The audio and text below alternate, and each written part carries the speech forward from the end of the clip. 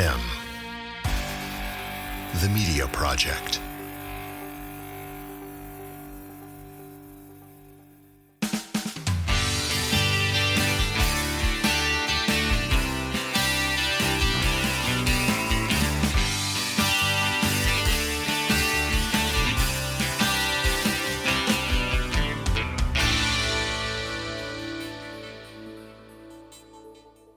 Hey, it's another exciting evening here at the Are We Here Yet podcast. Your host, once again, Scott M. Graves. I'm here, and we're going to have a lot of fun tonight. We're focusing in the entrepreneurial space again here on the Are We Here Yet podcast.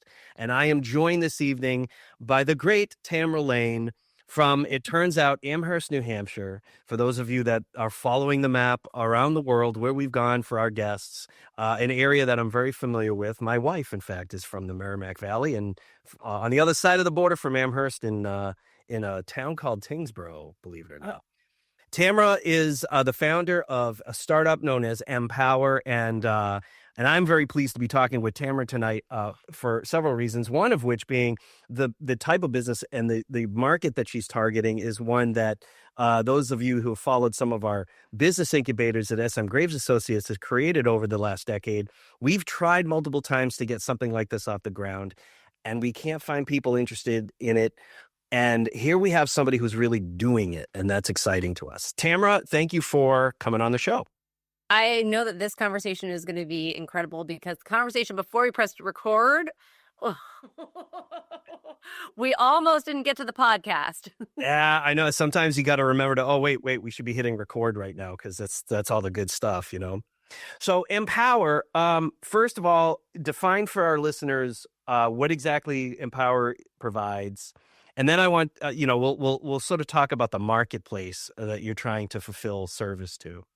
Yeah, so I say that MPWR is the first agentic ecosystem that helps lenders provide products for the gig economy. And I'm now saying the new economy because the gig economy, Gen Z, they are banking different than ever before. They are leveraging financial systems different. And we don't have the systems in place to serve them. So that is what we are doing. We are creating the new system to serve this brand new economy that's coming up. That's huge, by the way. You said you want some numbers? Yeah. For reference, the gig economy is 80 million people. It's nearly half the U.S. workforce does some sort of gig work or has multiple jobs. So we have people for the last really our lifetimes, right? For the last 40 to 50 years, we've increasingly people lost their pensions, right, and retirement converted to 401ks.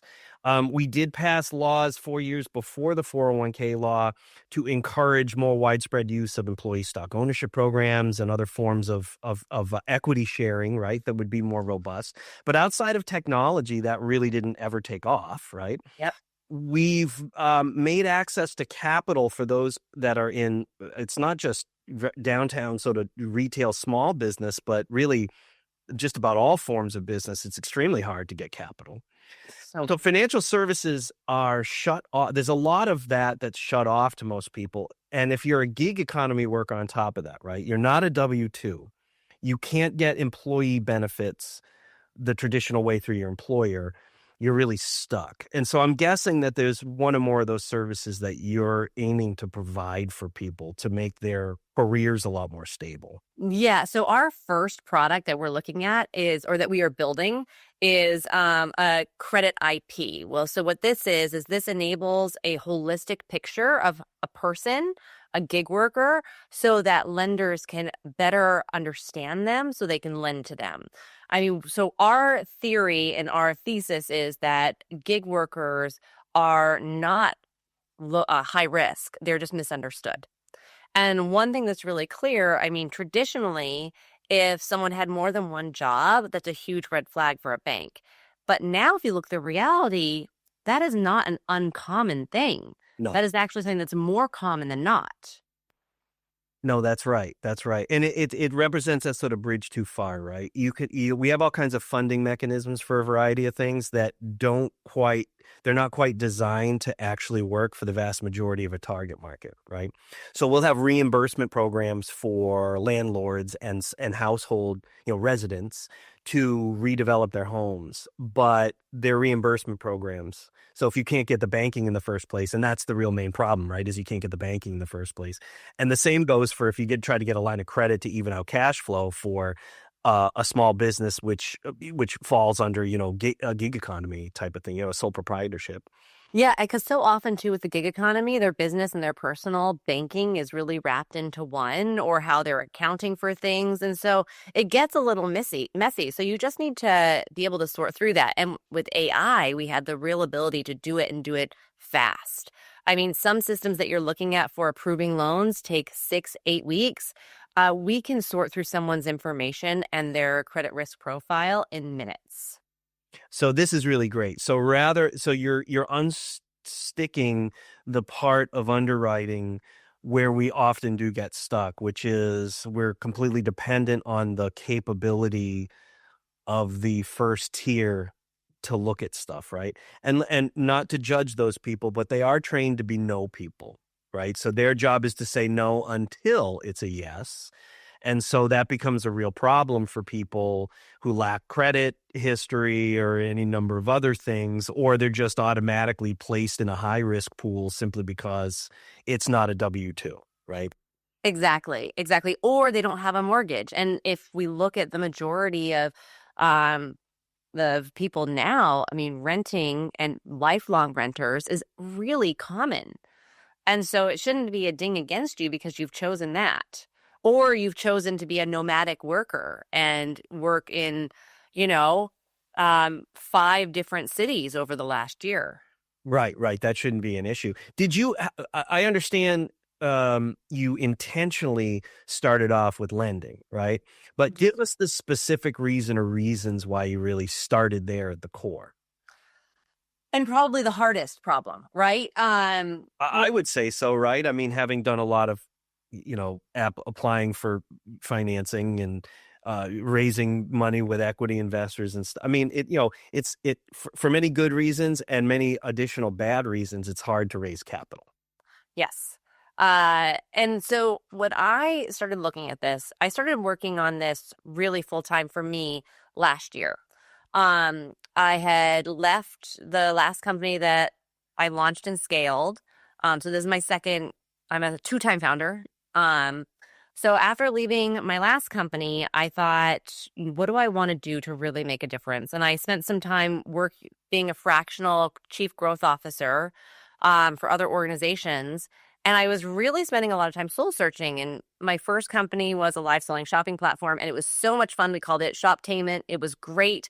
But it didn't fulfill for me that thing that was like changing people's lives, right? I was bringing joy. It was a lot of fun. But I thought when I go into my second company, I want to do something that is really challenging, that makes a significant difference in someone's life. Because as a founder, you're pouring your heart and soul into something. You're spending countless hours, right? From 5 a.m. in the morning, maybe earlier, to late at night. You're missing important things with family. You're pouring, yourself into this. And so if I was going to do that, I wanted to really doing something that made an impact. Yeah, why should profitability and meaningful and desirable work be mutually exclusive? Exactly. And I thought about it, and I was talking to people, nonstop, and the same thing kept coming up, which was access to capital and access to finances.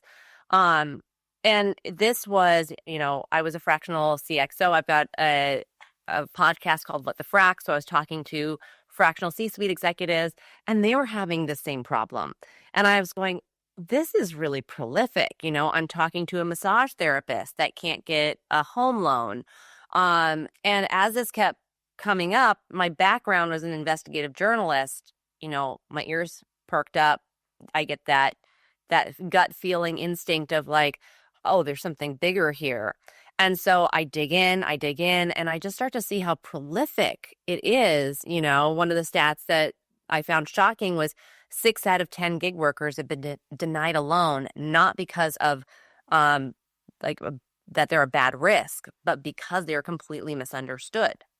Um, and so I went, okay, this I know I want to do. I want to solve this problem because if someone has access to good financial systems, they are able to flourish, their family's able to flourish, right? They are able to really live a better life that's more secure, and they're able to make investments and just do things that should be just an absolute, human right. Um, and so, so as I dug into it, I thought, okay, I'm going to do this, but how am I going to do it? Um, and that's where my CTO comes in. I was on Y Combinator Matchmaker site going, okay, I need to find the right CTO who's going to know how to build what I'm thinking in my head, Mm. which is how do we build a system that allows better access to those who are traditionally underbanked, misunderstood, thin-filed, to make it easier for them to access capital and financing.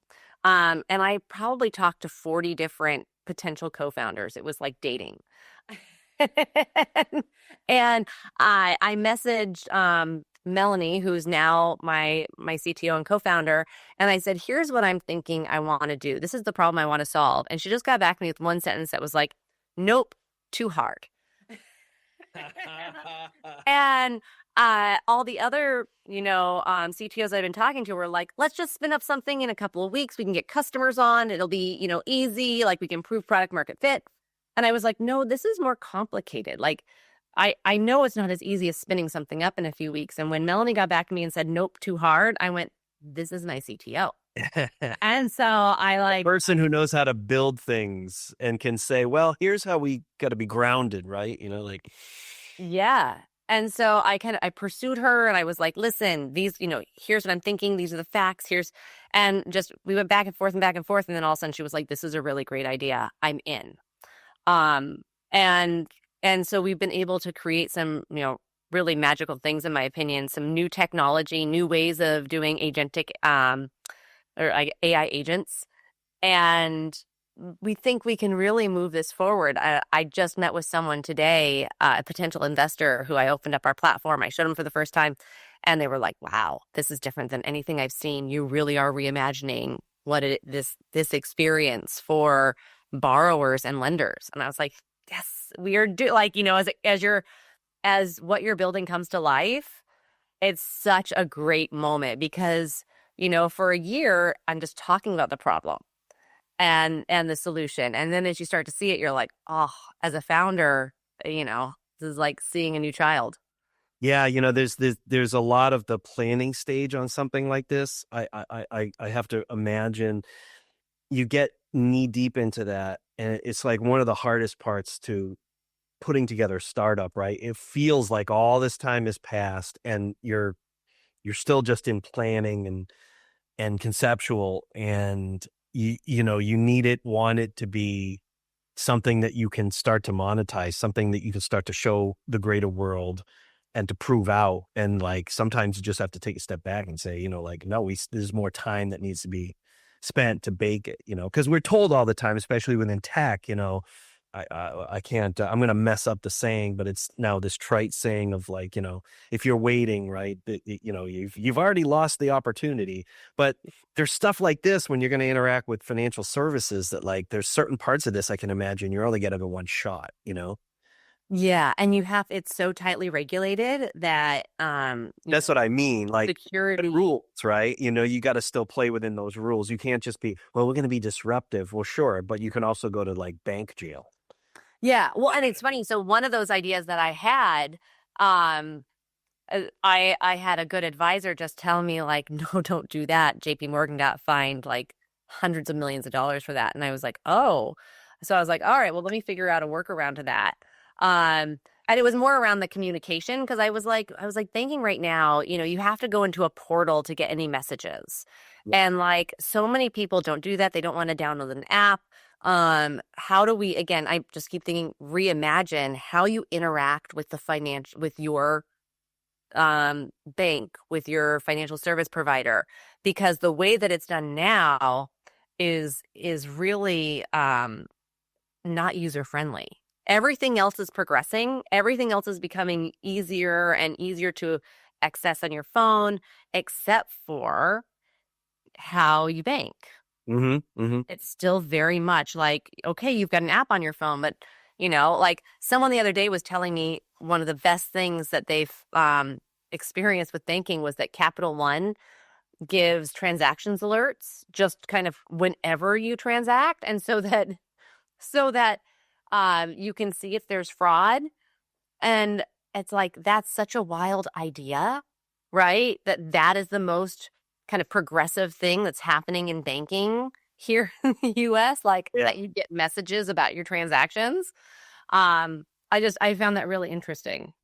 Yeah, and so I've got to imagine, so you mentioned mortgages, right? That's going to be one that's going to be important. I've got to imagine a lot of it's going to be lines of credit too. Gig economy workers have the total completely not uncommon problem of cash flow, right? Yes. Especially when they're really, really, their business is really, really project based. And even for those of us that really know how to manage money, I mean, I think this past year is a great example, right? When you have rapid inflation, when risk pools are dramatically changing in insurance, right? Most of us are getting to the end of the year. We're looking at next year's insurances. I know for me, cumulatively, all my personal and professional insurances went up almost 25%. Like it's an insane amount. Okay. I know. Yeah. And like and so what do you can say what you will about cash flow, but sometimes you just have to spend the money. And so I just want, are you thinking, lines of credit and that kind of product are going to be equally as important to a lot of these potential users? Yeah, especially because right now a lot of people are kind of in that buy now, pay later mode. But what they aren't realizing is how dangerous that can become, right? Yeah. And so sometimes small loans are a better option Yeah. than the buy now, pay later. So I think there's some really unique opportunities that we have for products that we can design, especially like you said around cash flow. So the cash flow analysis part for our platform is very robust, and it's really, really, I would say, one of our prime features. Um, but not just for the lender, for the borrower. So part of what we do for the borrower onboarding is they get, after they say how much they want and what they're doing it for, they get presented with what our platform thinks they should be borrowing. And they're presented that with why, and like in a real transparent way, and the ability to say, okay, do they still want more, or is what we think fits their cash flow better? Mm. So it's a way of bringing in financial education and financial well-being, and the ability to say yes more to loans versus just saying, oh, they applied for $3,000. We don't think they're a good risk. No, right? It's a way to say they applied for $3,000. We could approve them for $2,400. And here's the payment schedule that we recommend, and here's why. And so does this fit? If so, let's move forward. If not, let's go back and discuss why you need more and how can we make that work. Is this the kind of tool where the business owner can input things and watch what it does for them? In other words, they can sort of forecast their own type of thing. Not yet. We've discussed that. So we've discussed as one of our products, having an app combined with this for the borrower. And for the borrower, they would be able to have tons of insight into their cash flow, into their gig work, right? What days are working better, what hours are working better, all of the things that help gig workers, recommendations on what they should be saving for their 401k, their insurance, right? Like we know there's like these top things for gig workers that are really left out that they need to be aware of. And budget recommendations. So that is on the forecast, and with what you're saying, that will be added into their ability there. But in the beginning, we are just trying to really nail down how do we right size loans so that lenders can say yes more often, Yeah. And then how do we bring in our agents so that the borrower has a better experience and these loans can happen faster? Like Yeah, it's a powerful tool for people because they then it's a good measure for them to have perspective.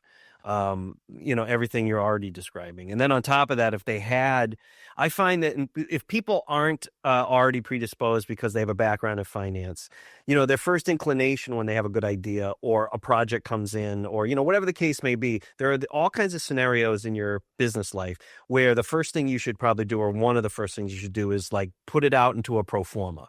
Doesn't have to be complicated, but you should just see, like, how does this work? And are there going to be pitfalls in cash over the course of a project, or any of these things, right? That some of us will take for granted.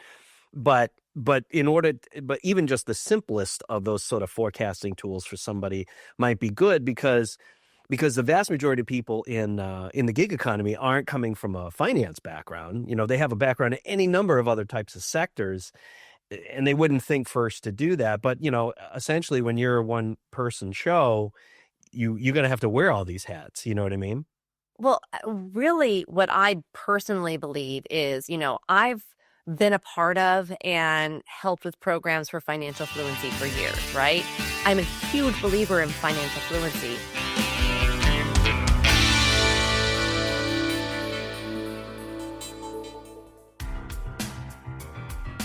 Driven by data.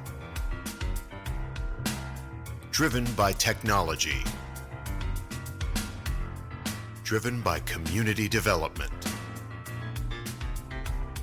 Driven by the need to get results for your project. SMGraves Associates. Delivering real estate development to you, including project management and pre-development services, with a keen focus on delivering community-oriented projects. We build profitable projects that respond to the needs of your neighborhood. Join the SMG family. Find us at smgravesassociates.com.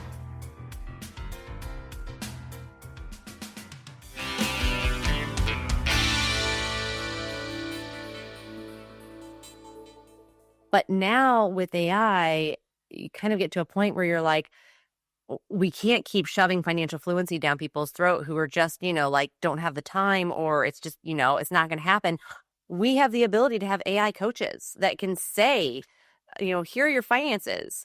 Here, based on your transactions, here is what's happened, right? Here's how you make better decisions. Right now, financial AI's coaches can't give like predictions or recommendations, but they can give historicals. Mm-hmm. So you can say, listen, you this year have worked, the same hours every month, but your best months were December, July, and this. So if you're going to take vacation, take it in September, right? Like, you can get really great recommendations, really great insight into your history, your finances. And so we should take that legwork off of people now and not say, hey, you need to be able to do this in an Excel sheet, and say, no, you've got your own financial coach. Yeah. Leverage this. So you're giving great examples of what I would consider beneficial use of artificial intelligence at the micro level. On the macro level, what is your general take on, what's the best uses? What's the vision for a world in which artificial intelligence is used in a non-predatory, non-extractive manner? Such a great question. Something that I ponder a lot. I'll say one of the things that we are doing is we're creating a small language model that's very contained, that, there's a lot of guardrails on it, and it's just for certain information. And that's why it's a really great product, because it's not something that gets bigger and scrapes from everywhere. And, the larger uses for AI where it can be really beneficial.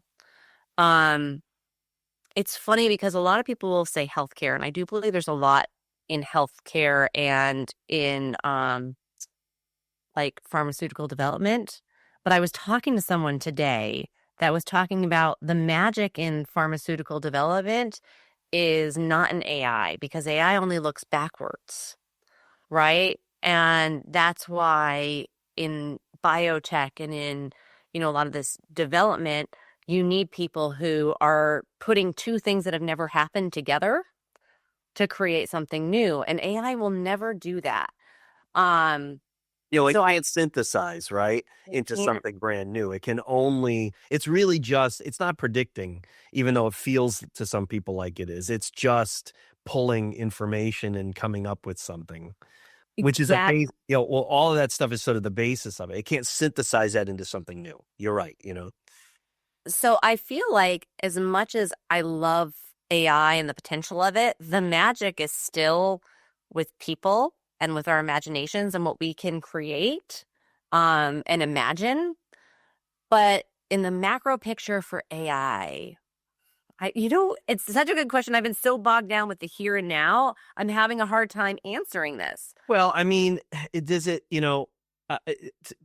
we've had a lot on both this and the Innovato 2 podcast over this last year, a lot on policy around AI, the consequences to the creative arts, not just in terms of people within the industry and getting paid in licensing, but also what does this do for the average person that doesn't consider themselves a creative person? But human beings need creativity like we need bread. We need, there's things that you need as a human being, and they distinguish you as a human. Yeah. Beyond just opposable thumbs and language. And what do we do in a world where people stop using it because of the convenience of a bot? What does that do to our minds? Idiocracy. Yeah, you right on, man. I mean, seriously. But then also, do you believe, because I want this to be a question. I want to draw out your ideas on this. Are we doing enough? Is there enough conversation around using artificial intelligence in ways, and letting the general public, like a large discussion about how we see its best use is, where it should be best leveraged? Like, I feel like so many other technologies, it's being unleashed on the general population, and we're expected to just give up total agency to the tool. And by the way, I have nothing against the tool or any tool. The problem is never in the tools. The problem is in us. So like, if we use this tool to let 25 million people go without any sort of plan about what those people are going to do next, they'll have better futures because now they have all that time. That's not what's going to happen, right? They'll all become gig economy workers. Well, will they? We have no intention around what designing a future, right? We just unleash the tool. So you seem like a very thoughtful person, and you've thought about these things, and I'm wondering what you think about these things. Yeah, I mean, AI is the most powerful tool that we will see besides quantum, right, in our lifetime. Yeah. I in the beginning of my journalist career, and actually early in my education, was a part of the campaign to stop killer robots. Oh, have you heard of it? I have, yeah. So the campaign to stop killer robots was I worked on it in 2012. And it was, the campaign is a whole bunch of Nobel Peace laureates and scholars and like peace workers who a long time ago said we cannot have autonomous weapons. And they cleverly named it killer robots. And back then, and, I was at the UN with them when we were bringing up this proposal, and everyone was like, this will never happen. Don't worry. We don't need legislation. Autonomous robots are not a thing. Now, fast forward. Yeah, it's a decade. It's a decade, man. Like, they knew what they were creating. Yeah. And now, like I was just at the local museum, and you can see, one of the little robots that's used on the military field. I forget, it's Boston Dynamics robot. Is in the Children's Museum, walking around behind glass doors. And so you just think like how fast things can progress, and that we don't we don't know really how fast this will go or what it will be capable of. Um, and I'm not sure regulations are going to slow the speed, but they will help us navigate the path forward. So I think they're essential. They're also great. I'm kind of going in multiple directions here for you, but regulations are also Yeah, it's all good. Yeah. our regulations are also great for the startup ecosystem. Ooh, they create sort of like a framework around which you pivot, you go up, you go down, you right? Like limitations create the impetus to solve problems, right? Well, it also, I mean, I'm going to get real practical. Regulations and knowing the regulations helps with funding, helps you Yep. raise funds easier because investors don't like knowing that regulations are ambiguous and they could change at any time and probably, and like affect the innovation that they've invested in. Yeah. So there's really good things as to why you should have regulations in any industry. What I like about your use of it is that we've had some talk from my friend Dominic Endicott from Massachusetts who wrote the book Knowledge Towns, and we've talked a lot about bionic workers, right? So if whether we're taking mundane tasks away from people so that they can focus their attention on strategic decision making, or like in your case, we're creating a consistency where there isn't one, which is not only good for a level of fairness, but it's a level of higher accessibility to more people, to a target market that right now has a complete inaccessibility to capital in this case. These are things that you go, wow, hey, that's a powerful way to use it.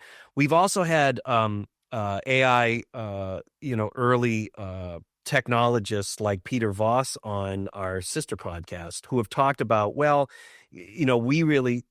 he perceived a world, and still does, where each of us individually get our own bot and develop a relationship with that bot. And so it's through the lens of each one of us and our five senses that we develop bots to do and to help assist us in the way that we most wish to have the technology assist us, which I also find that very intriguing, right?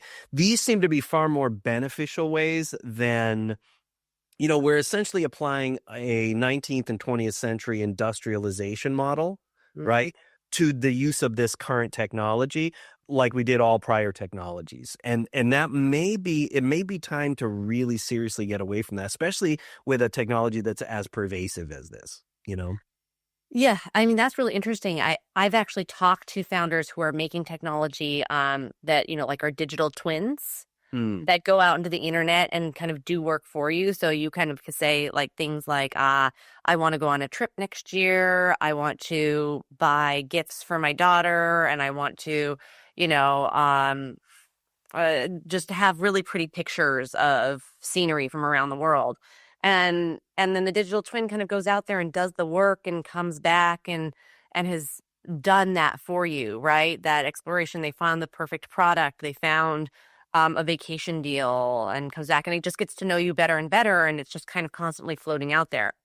And I think this is a really interesting question because it goes into what is human and innately human and makes us who we are, and what is the work that we want AI to do for us that is the busy work that frees us up to be more human.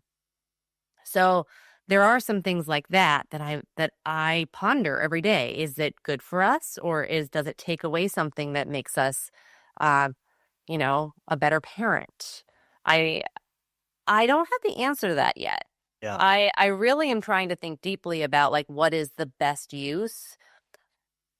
I, for one, think that it's automating tasks that are mundane, and freeing up time to be, like realistically have a 4-day work week would be glorious. It's something because it's not the first technology we've had where we should have been or should be asking, well, how are we going to use it, and even do we use it, right? Like, we won the war and part of that was nuclear weapons, but then we had to ask, well, Should we use it? should we use these? Like because of the consequences. Here is a far more consequential and pervasive potentially and so we really have to ask ourselves, well, how do we really want to use it, right? And then who gets to be a part of that conversation, I guess, is just what Well, I'm for caught. example, you're kind of talking about or you maybe alluded to the utopia of like how AI can do work for us and then we're able to just step back and live our best lives, right? Well, a lot of the work that I've done over the past like decade has included work with groups that do workforce development. Mm. And one of the things that's very true is that there's nothing that gives someone more pride and dignity than a job. Right, right. And so what does happen when like all of a sudden, okay, you're freed up, but to do what? A job and a purpose is one of the things that is human nature. And if you don't change the system by which we're all allowed to survive and thrive, if you just say, well, we're going to implement this, and a lot of people will lose their jobs, but it's okay because they can become artists all day long. Well, right, but since we don't compensate artists often or don't compensate them enough, like Yeah. and then I want to get right back onto your startup. But this is a great conversation about this. We have this probably the largest opportunity we've had in 100 years for the ultimate blanket licensing opportunity for millions of artists, visual artists, performing artists, you name it. Right? We're aggregating all of this artistic medium across all mediums. And then we're putting it out there. Large language models are doing this. And instead of saying, hey, this is a great opportunity for artists to make a lot of money in blanket licenses. And Lord knows, to me, these companies can afford it. They're raising billions and approaching trillions of dollars, right? And yet that's not what we've done. All tech platforms whose leverage point to get eyeballs and ears trained on them that use artwork for that for 25, 30 years now has always said, we need the art for free. We've commodified, it stopped being music by the late 90s. It was content. Those of us in the record business, we started to refer to it like that. We thought we sounded so cool and so 21st century. But unfortunately, what we did is we dehumanized the artistic experience. The art, the content, is just an end result. That's not the art. The art is the people and the dialogue and the experience. Mm-hmm. And we F that up. And here we are where we just take this stuff for free so that some tech company can make it. And so I just, it's about those models and it's about who gets to have a say in like, well, how are we going to use this? It's not that I don't want to use the tool. It's like, but you guys, bringing it back to what you're doing, you're using it in a way that I think could be very powerful and empowering to people. So, and it's right there in the name. Got it. Another question that's come to mind is as you start offering other financial services, you get to something like insurance, right? Mm-hmm. And I wonder about the fact that one of the things that you'd end up doing as you're successful is you're aggregating rather, essentially a risk pool, right? Yeah. And so I wonder, does that then become attractive to insurers, right? Because you essentially become their entrepot into having expert statistical data on this risk pool of gig workers and even like the variation in risk between different industries within that risk pool, right? If you hand essentially an insurer, 500,000, 1 million, 3 million, 10 million workers and all of that information that can be placed into patterns that translate into risk mitigation, into actuarial information that's valuable to them, that becomes powerful and valuable to you, the entrepreneur with the startup, but also like I got to imagine it would make it easier for them to get insurance. Yeah. You know what? Insurance isn't what I've thought about as much. I think you're right. Like anything where we can make people understand our customer or our borrower better, is beneficial, right? So we will have so much information that's going to be beneficial for that. One area that I've looked at is like rent, right? Mm-hmm. because that for me was a personal pain point. As a gig worker, I was a freelance journalist, freelance documentary filmmaker for my 20s, right? Couldn't get an apartment. I was, did a documentary on HBO, couldn't rent my apartment without my dad signing it when I was 29, right? Like, It's crazy, right? Yeah. Girl. Try being a jazz musician in the Boston area, okay? I'm not complaining. I'm just saying, you know, you want to buy a what? A house? Yeah, we paid cash because and they were like, well, you can't do that either. Well, you won't sell a mortgage to an artist, right? So I'm with you. I mean, it's like you end up, the more successful you are, the harder it gets. yeah. Not easier, So you're right on, So I've really looked at that as something that's potential. We have credit IP is what I call it. And so a larger goal is borderless credit. So that you can carry your credit with you if you're traveling. I mean, so many gig workers now, so much of the fractional labor force, right? They want to be able to travel. They're living in other countries. They're nomadic. So having the ability to carry your credit with you and be able to ping it out versus, go like, all right, what credit form do you want me to fill out? What agency is that coming from? Right. Like, so kind of transferring that ownership is something that I've given a lot of thought to, and we've kind of roadmapped out how do we do that once we've got this system in place. How do we pull it? One of the developers that I was talking to for our company, she came from India, had a home, good job, a good bank account, came here, couldn't rent an apartment, couldn't get a bank account. She couldn't access any of the financial system. And so, she lived off of, cash and all those other things that isn't financially flourishing, isn't really healthy, isn't a good place for well-being. And she was like, I couldn't carry my good credit from India to the US. There was no way for them to look at it, and it's vice versa. So how do we change that? Yeah. Because the world is now global. That would be huge, right? Yeah. So I love where all of this is going because and you stated earlier that we've got 80 million plus people that are part of this sector. Like, this is a market to be served, right? Like, so let's talk a bit about your growth strategy. Where exactly is this startup at now? What's coming up for you? Whatever your measures, the next 30, 60, 90, what are the important milestones you're trying to reach? And what part of that 80 million are you what's your goal about achieving? I mean, if you say the mission that I have, like my desire to serve is, my God, the whole thing, right? Yeah. But if I break this down practically, and if you were talking to me like you were an investor, I would say, like getting to 270 lenders is a huge market penetration that helps millions of people. So that is like an exceptional score for a startup, and that's what we would be looking for in the first few years.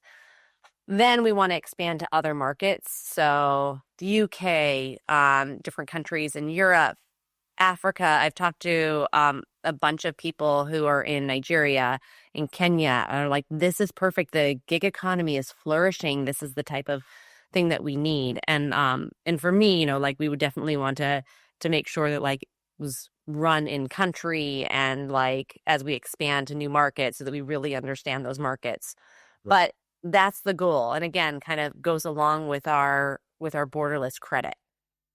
Yeah, that's interesting. I mean, North Americans often do not think of of Africa. They think of it, oh, those are emerging markets, but it's a powerful, powerful, powerful percentage of consumer services and products on the globe, And technology, and like it's really flourishing entrepreneur and extremely resilient markets, right? As economies, you've got places like Kenya where that you mentioned that have so much. The small business sector there is flourishing. People people use every bit of technology that they possibly can. They're running whole businesses off of a smartphone, right? Yeah. Doesn't matter what access limitations there are, people work around them. And thoroughly modern economies that have a strong desire to do international business too. You have that whole really pan Indian Ocean diaspora between East Africa, the subcontinent, all through Indonesia and Australia, that is like there's so much of our attention, right? It's really starting to coalesce around that part of the world. It's interesting, 500 years it was a real sort of pan-Atlantic world, that the world sort of focused in that area. Now it's going back to where it was before that, which is that sort of Indian Ocean Pacific diaspora. That's it's a huge market, huge opportunity. Yeah. 100%. And there's opportunities now too, in digital currencies, right? That you can look at incorporating in order to have again, I keep thinking borderless, right? We want to move around. I'm going to guess that blockchain technology is important to you, right? So crypto is important because that's going to give people access on a borderless level. But without the blockchain tech, it's not as secure. So my CTO is like a cybersecurity, she's cybersecurity background, AI savant. She is more into our agentic technology than blockchain. But what I'm curious about is like the stable coin, these backed coins that allow for something that is, until with a stable coin or a Bitcoin, you can go buy milk with it. It's not a currency, it's an asset. Right. But where there's new ideas and concepts that are coming up with stablecoin, that allow you to transfer money quicker across borders. And so there's some really interesting conversations happening. And so I would say that's not our focus area, but I'm following it. Yep. Because I think that, like there's going to be a spark and a moment where there's going to be a shift. I mean, it's got to right itself, and then it becomes something powerful for you probably, right? Yeah, exactly. And again, for the people who I'm serving, that's something that they use, right? And that they're interested in. So I'm watching everything where I think it's going to serve the gig economy, the new economy that I'm interested in helping. How important is it to you as a startup to prove this out in the marketplace, to show, and I'm going to ask that before we talk about investment strategy, if you care to talk about that, but how important is that to really making this happen? Wait, how important is getting customers? Yeah, how important is getting? Yeah, I mean, I'm asking a facetious question, but I mean, I find asking the question and asking it in this way it's always very interesting. The responses we get at the podcast from people. I was like, it's late, but let me see if I'm understanding this correctly. How important is customers? Well, then let me answer it this way. So obviously, customers are the only way that you build your business. What's important for me is early customer partnership and collaboration. So working with my early customers to create the best product that helps serve them as well. That's critical. So, it's as a CEO, as someone launching a company, it's always great to be like, oh, I have a good idea and try and get it out there. You don't have a product unless people want to use it. Not you, not your family, not, your closest circle. It has to be someone that you don't know that's going to pay for your product. So you prioritize understanding a person's needs before being dedicated to a certain service. Exactly. Because I'll go back to what I just said. If someone won't pay for your product, you do not have a business. It's very simple. You didn't hear that from your podcast host, listeners. You heard it from our guest. There it is, right? Have you said that? Not a business. It's just an idea. If you did, but it's about understanding what it is people want, like down to the detail, right? Like, how is this going to work? So I can imagine, yeah. So you're essentially describing real-time product development working with your current, clients, right? Yeah. Prospective clients. Yeah, our pilot customers. You mentioned something interesting to me that I want to ask about earlier, 'cause in passing, in that you were talking about acquiring in this growth period somewhere, a certain number of financial institutions, and that got me. It dawned on me just now as we're talking about your consumers, the gig workers, is that this is kind of like a dynamic. Maybe I'm mischaracterizing it. It's sort of like a dynamic sales environment, because you also need to have financial institutions, and the more financial institutions that are adopting you, right, the program, that's the access for your consumers. And so you have different stakeholders that are key to the sales process. Correct. Yeah. Yeah, my goal is to bring people into the financial system. So I want to help the banks do that so that gig workers can get great products from good financial institutions, proven in financial institutions, at better rates. Yep. And that accessibility. Mm-hmm. I love it. And you have a major milestone coming up was it February when we were talking offline earlier? Our aim is to have our pilots going by February. So we are working nonstop right now. And are you looking for people? How can the podcast help people find you? Yeah. If there is a bank that's listening, a credit union, a community bank, a lender, who is thinking, hey, how do I better serve my community? Because we also really fit into the CRA mandates. Reach out to me if you're a gig worker and you're curious and you want to beta test the product. Also reach out to me. You can do it through LinkedIn or on our website. There's a button that says contact. Jump on there, get on our mailing list. I'll reach out to you. Folks that are listening, we'll have all of that information on the episode page, so you can find out everything there is to know about Empower. And this has been a good conversation. There are more things I'd like to ask you, but we'll save that for another time. It's good to leave people wondering a little bit, right? Also, it's my bedtime. It's also bedtime. It's also late for those of us, on that are, people with children. People with children. Tamara Lane is the founder of Empower, and it's been a real pleasure having you on the show, Tamara. Thank you for coming on. This has been great. Thank you for having me. SMG's Are We Here Yet podcast is a production of M the Media Project and SMGraves Associates. Learn more at smgravesassociates.com.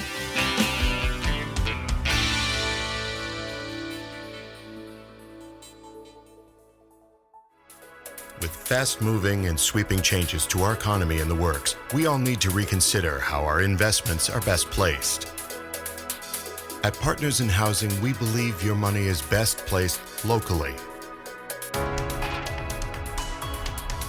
Utilized to increase value and provide stable and desirable housing to your neighbors. Contact Partners in Housing to find out how you can participate in local housing opportunities by joining the Partners in Housing Fund. Look us up at partnersinhousingvt.com or email us at partnersinhousingvt@gmail.com.